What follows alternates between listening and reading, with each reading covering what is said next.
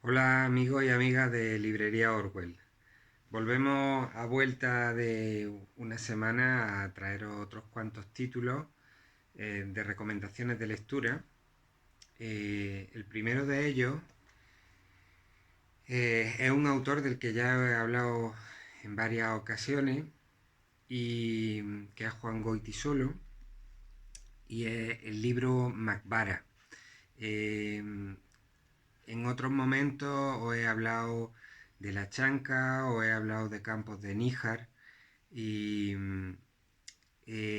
la verdad es que este libro es de la, digamos, de la etapa final de este escritor que estuvo, para quien no lo sepa, en el exilio en la etapa franquista, pero que acabó sus días en Marruecos y aunque antes de que su vida terminara decidió salir del mundo de la literatura,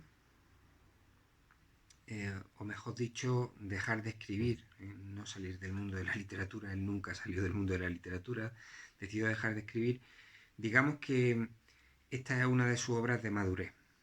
Y señalo esto porque el Goitisolo que podéis encontrar en esta novela es muy diferente al de Campos de Níjar o el de La Chanca. ¿En qué sentido? Pues esta es una novela difícil que utiliza recursos como los de James Joyce en el Ulises, haciendo los suyos en castellano. Y eso me pareció sumamente jugoso para la mente. Es un libro que ayuda al cerebro a hacer gimnasia, en el que el lector ha de ser tan activo como lo fue el escritor para la lectura. Además es muy sabroso y trae olores africanos a- al lector. No quisiera desvelaros mucho más de la trama, pero sí deciros que probablemente sea una de las mejores obras que escribió este autor y no he hablado antes de ella porque el ejemplar que teníamos en la librería se vendió y bueno, ahora tenemos otro de ocasión. El nuevo está también publicado eh, por una editorial, me parece que Galaxia Gutenberg, eh, y bueno, tiene un precio más elevado. Así que es uno de los libros que interesa tal vez comprar en usado por ese motivo.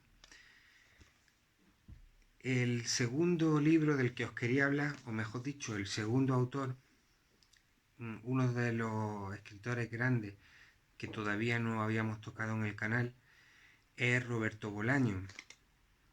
El chileno Roberto Bolaño es muy conocido por algunas de sus obras y yo quería traer una de las más conocidas para aquellos lectores de la librería que todavía no lo hayáis leído y otra novela más desconocida para aquellos que ya estéis familiarizados con el mundo de Bolaño.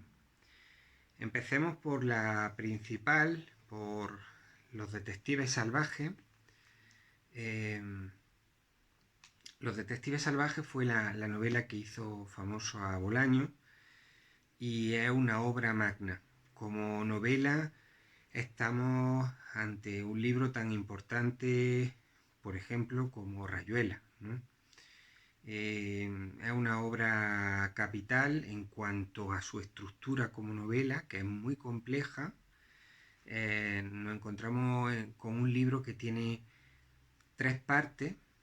Eh, la primera, que son,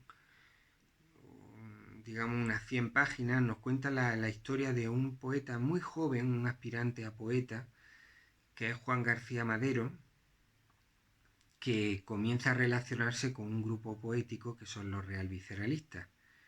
En el contacto con ellos va a entablar relación con diferentes personajes que forman parte de ese movimiento. Uno de ellos es Arturo Velano, que es un trasunto del propio Roberto Bolaño, que a su vez, y eso tiene una base autobiográfica, formó parte de un movimiento poético y que, digamos, en el que él innovó. Y también tenemos a Ulises Lima. Eh, Ahí vamos a tener, digamos, una primera parte de la novela, un tercio más o menos de la novela, en el que vamos a seguir a estos personajes, eh, teniendo como protagonista a Juan García Madero, a este jovencito que se integra en el grupo. Pero luego a lo largo de la novela, en la segunda parte, por ejemplo, hay una parte que está establecida como si fueran entrevistas a diferentes personajes, una galería amplísima de personajes, y ahí nos vamos a encontrar a Bolaño en toda su riqueza, porque vamos a encontrar narraciones humorísticas, narraciones cervantinas. eh, Siendo una novela, nos vamos a encontrar dentro muchos relatos casi independientes, aunque milagrosamente bien trenzados con la totalidad del libro, ¿no? En esta primera parte se queda interrumpida con esa segunda que complementa en años posteriores lo que sucedió, es decir, pues, la historia empieza en 1975 y, y luego en esos cortes, digamos, de la segunda parte se llega hasta los años 90 y luego en la tercera parte se continúa esa primera que se ha quedado interrumpida y el libro se convierte en un libro de carretera al estilo, porque hay una influencia muy fuerte que pocas veces se menciona en relación a Roberto Bolaño, que son los escritores de la generación beatnik. ¿Eh? Y pues por momentos recuerda, por ejemplo, en esa tercera parte, por ejemplo, recuerda, o a mí me ha recordado mucho, En el camino, ¿no? de Jack Kerouac, de forma que es un libro también en el que hay infinidad de referencias a muchísimos poetas, infinidad de referencias a la cultura y, en fin, es un libro que hay que leer, ¿no?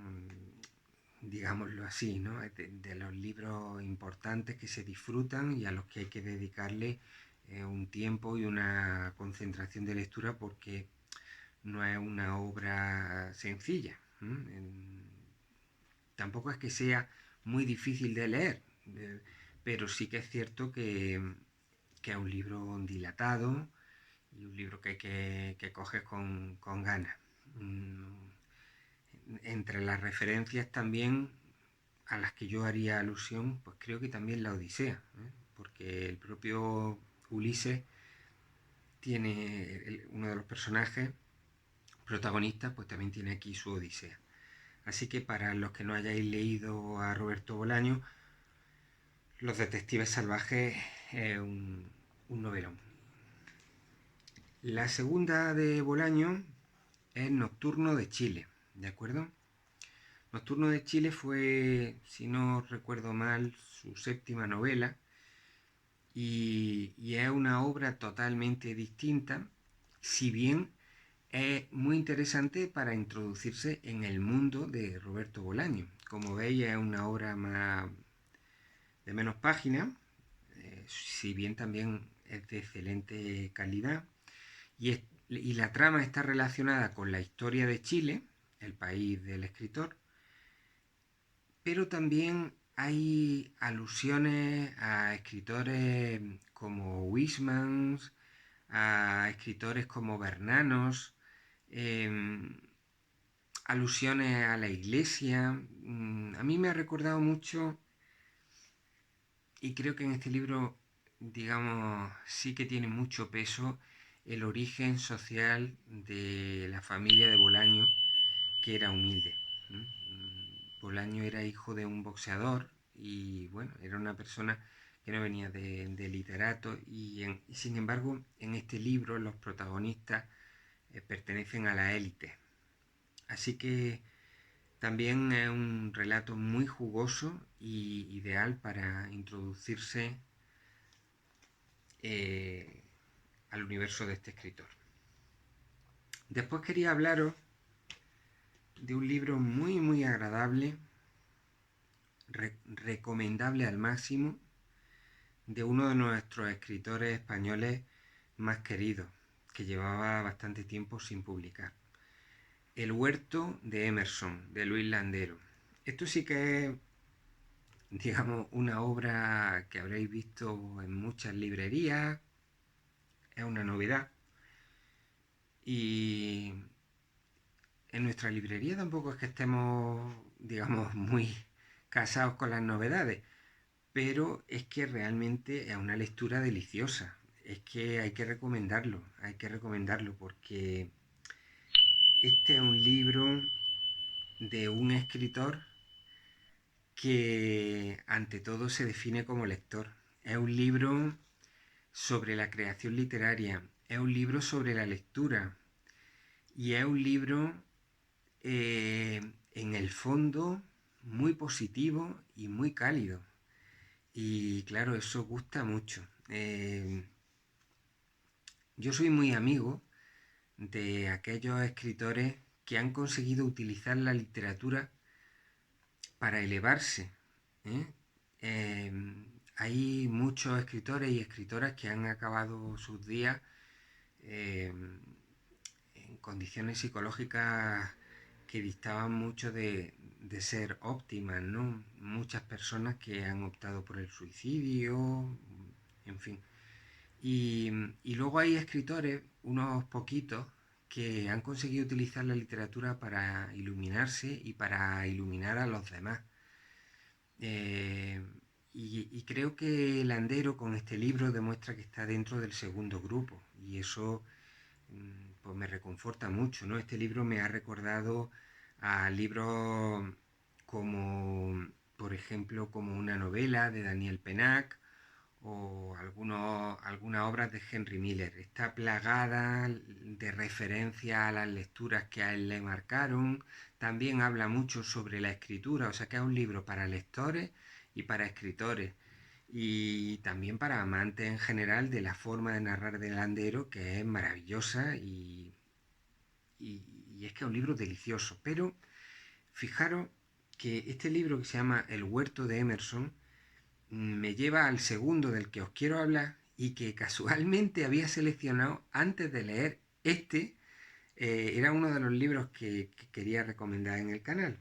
El huerto de Emerson se refiere a este filósofo americano que es Ralph Waldo Emerson, un escritor trascendentalista que encarna junto con Thoreau fundamentalmente y otros, pero encarna lo mejor del pensamiento norteamericano, este genuino de descubrir las cosas por ti mismo, de tener confianza en lo que uno es, ¿no? En, digamos, es una invitación a que con trabajo, pues cualquier persona puede convertirse en un Rousseau, en un Pascal, cualquier persona puede alcanzar muchas cosas, ¿no? Dentro de este libro de ensayos de Ralph Waldo Emerson hay uno que siempre venía de Granado, que es confía en ti mismo, ¿no? Entonces, precisamente la frase a la que hace alusión el libro del Landero, el huerto de Emerson, se refiere al cultivo de uno mismo, ¿no? Al cultivo de uno mismo, que es un cultivo que con el paso de los años da sus frutos, ¿de acuerdo? Entonces, el optimismo que respalda el pensamiento del Landero eh, en buena parte se sustenta en el pensamiento del filósofo norteamericano Ralph Waldo Emerson. Así que vaya también la recomendación de este libro excelente. Muchas veces venía a la librería pidiéndonos obras de filosofía y bueno, pues siempre solemos irnos a filósofos alemanes, a filósofos eh, franceses, eh, bueno, pues dentro de los norteamericanos también hay figuras como esta que son muy reseñables y muy recomendables. Sobre todo para la gente joven, ¿eh? Y también para los que no lo son, pero a la gente joven yo les recomiendo mucho que lean a Emerson, ¿de acuerdo? Después quería hablaros de otra novela que, que tiene una historia curiosa, ¿no? O a mí me lo parece. Se llama Mi Adela, es una novedad de la escritora Beatriz Montañez, que probablemente dicho así, pues no sonará a ninguno, pero cuando os comente quién es, seguro que sí. En el programa El Intermedio de La Sexta, que sale de lunes a, bueno, entre semana, programa presentado por Wyoming, bueno, pues había una chica antes de la presentadora que está ahora con él, que era Beatriz Montañés. Ahora está Sandra Sabatés, pues la que precedía a Sandra Sabatés fue Beatriz Montañez. Muchos os acordaréis de ella, una chica muy inteligente, con gran sentido del humor, que nos hacía reírnos mucho porque hacían un dúo interesante con Wyoming y que hablaba muy bien inglés y que, bueno, pues se le veía un brillo en la mirada interesante. Abandonó el programa comunicando que quería irse a hacer cine, fundamentalmente, y durante mucho tiempo, pues no hemos sabido de ella, desapareció. Bueno, pues resulta que Beatriz Montañés decidió en un momento dado retirarse a una cabaña en mitad del bosque y este libro nos cuenta esa peripecia. Este libro nos narra cómo decidió irse a esa cabaña en mitad del bosque y tenemos aquí un ejemplo de un Walden moderno, ¿eh? Porque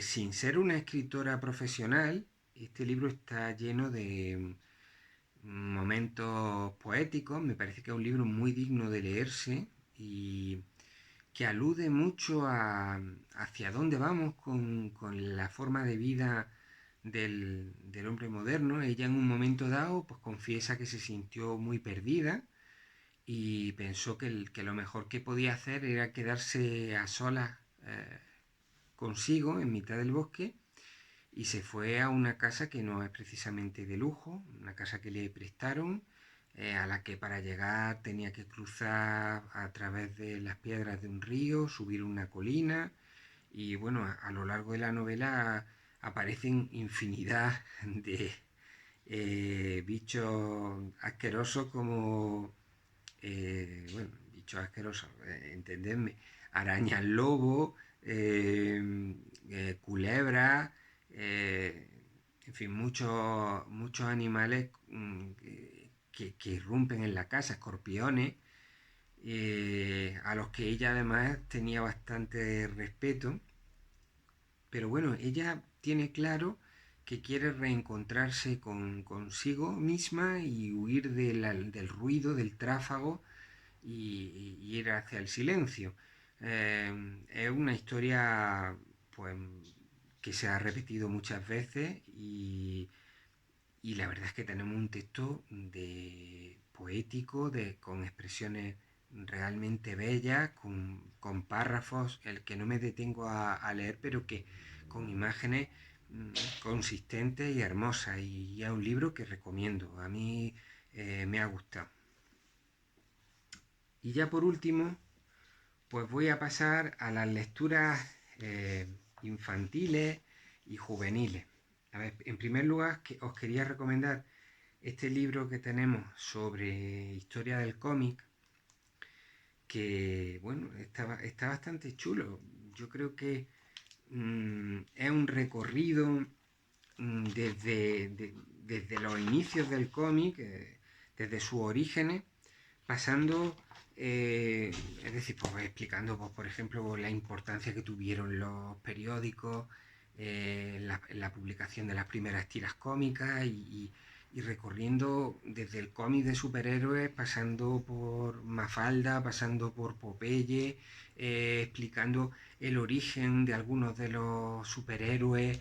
Está lleno de curiosidades para los que os gusten los tebeos y el cómic en general.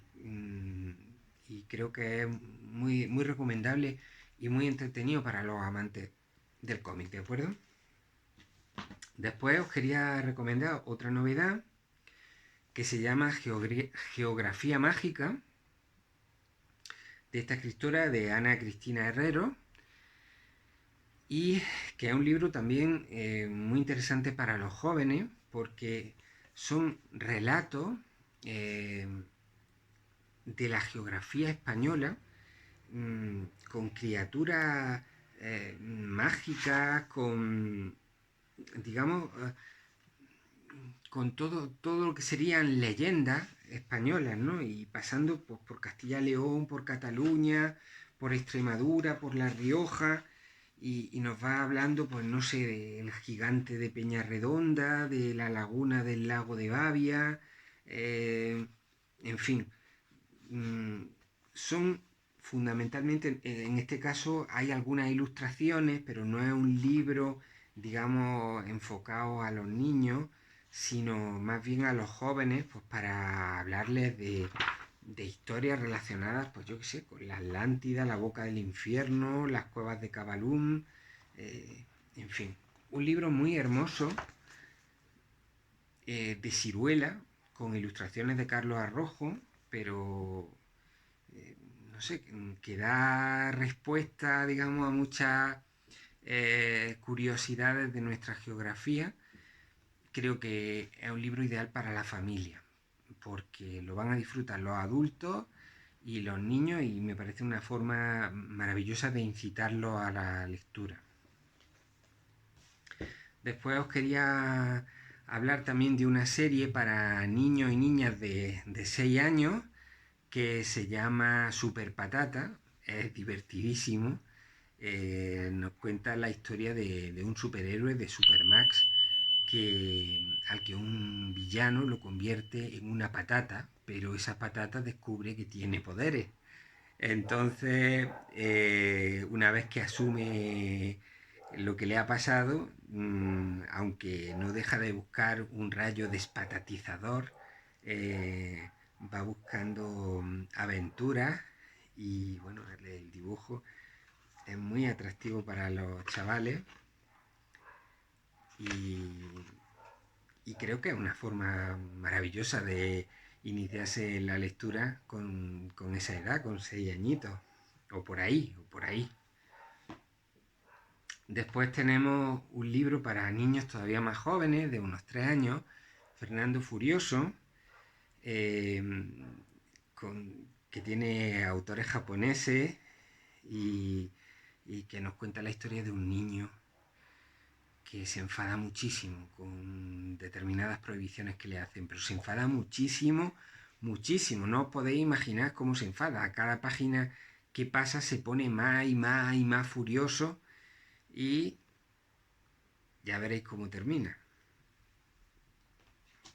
Por último, os voy a hablar de otra novedad, que es Pingüino, de Polly Dunbar, otro libro para niños muy pequeños, que nos cuenta la historia de un niño que recibe una caja en la que hay un pingüino, y ese pingüino no habla, no habla.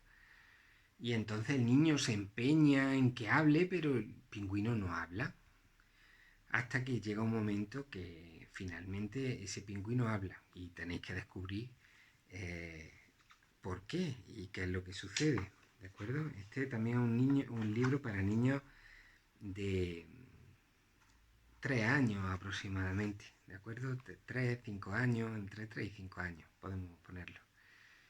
Muy divertido, y en fin, como todos los productos de Coquino, muy cuidado. Y bueno, hasta aquí llegan mis recomendaciones de hoy. Me dejo algunas cosas fuera porque hemos vendido ejemplares. Ya en el próximo vídeo hablaré de una chica, una poeta, que hemos descubierto también de nuestra tierra y poco más. Hasta aquí llega el vídeo de hoy.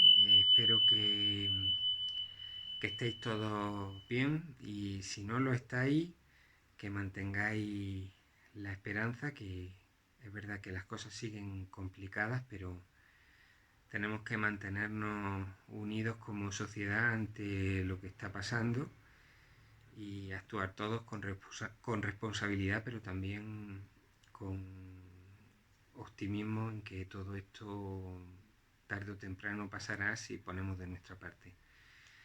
Hasta pronto.